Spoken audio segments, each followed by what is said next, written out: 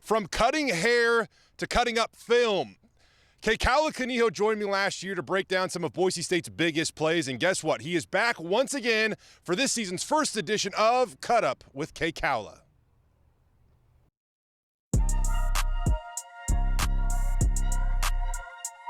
Back for another season with Cut Up with Kekaula. We're back, baby. You excited for this? We waited so long for this moment, Dave. So long, and Ashton Jeanty just threw us a school record 6 touchdowns.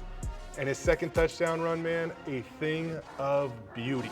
Handoff, Jeanty right side, clean hole, busts off tackles, cuts back in the middle to the 20, to the 10. Ashton Jeanty for his second touchdown of the game. 13-0. Talk about starting fast on the season, right, for the Broncos. But I think what's most important about this play here is that it really was a team touchdown. Now, you have a special guy like Ashton in the backfield, which everybody's going to be keyed to, but to get a guy this much space and go untouched for 5 yards before he even gets hit, that means everybody else was doing their job. So to start this play here, it's just a simple 2-by-2 set. We have 2 receivers to the field side, 2 receivers down here to the boundary, one of them being a tight end attached at the line. I like the scheme that we put together here by having Ashton straight behind Maddox, because you don't know which way the zone's going to go. He can go either way, right or left of the quarterback. If he's on one side or the other, it gives you a little bit of a tell of which way the play might be going. So we start off with a little bit of mystery and keep them on their toes with Ashton in the backfield. But we'll let this play run here, and what you'll see first is, simple zone play to the boundary side. Ashton gets the ball in the backfield, and there's great blocking by the O-line, and then we have our tight end and receiver both kicking out on the corner. The thing that makes this play most impressive is that the defense is in a zone defense. Every single defender on that field has their eyes in the backfield and on the quarterback.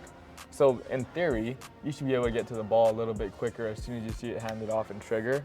But even still, Ashton gets the ball is 5 yards down the field before he makes the first guy miss with a spin move.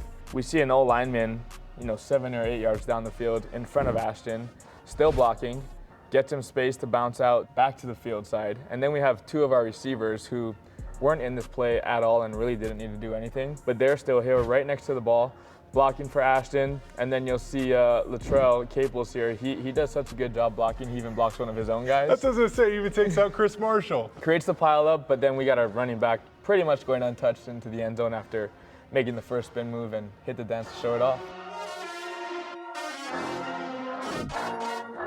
Empty set as Arnold out of the backfield in motion to the left. Quick throw to the left side. This time Sanders with the catch and fumbles the football. Alexander Tubner recovers at midfield. Over on the defensive side of the ball, the Broncos give up 45 points. But I do think there are a number of things you can look to as encouraging signs they can be better. One of them, they forced 4 fumbles, Kekaula. One of them happened here. Yeah, we've got 5 defensive backs here on the field, knowing that Georgia Southern was trying to spread us out, get the ball thrown around to the perimeters, and the offensive play that they run here is just a simple spacing concept. So you have one guy in the flat, one guy curls up onto the hash, and another guy clears it out, and you just try to get some space to the field side.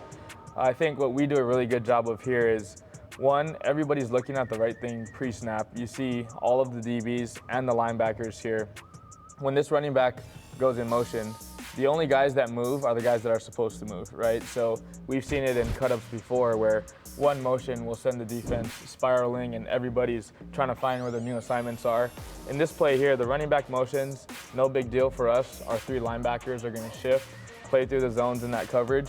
And then once the ball is thrown, they catch it for 2 or 3 yard gain. Receiver tries to make a move, but the thing that I love here about this play is Alex Tubner. He doesn't make the hit and force the fumble like we're used to seeing him do. It's other guys on the team doing that now, but he came from the furthest spot on the opposite side of the field, boundary side, keeps running, pursuing the ball. We have multiple guys hitting the ball carrier, and then he's right there on the spot as soon as that thing pops out. Falls on it, creates momentum. The more you can be around the ball, the more opportunities that you have to get the ball. And on defense, if we can get the ball, get it back to our offense, or we get it and score, it's a win all day for the Broncos. Yeah, Alexander Tubner, like you said, the pride of Seaside, going to get a chance to go home this weekend, play in front of his family and friends in Oregon. Nice little forced fumble there by Amarion McCoy. That's good defense. We'll see if Boise State continue that this weekend.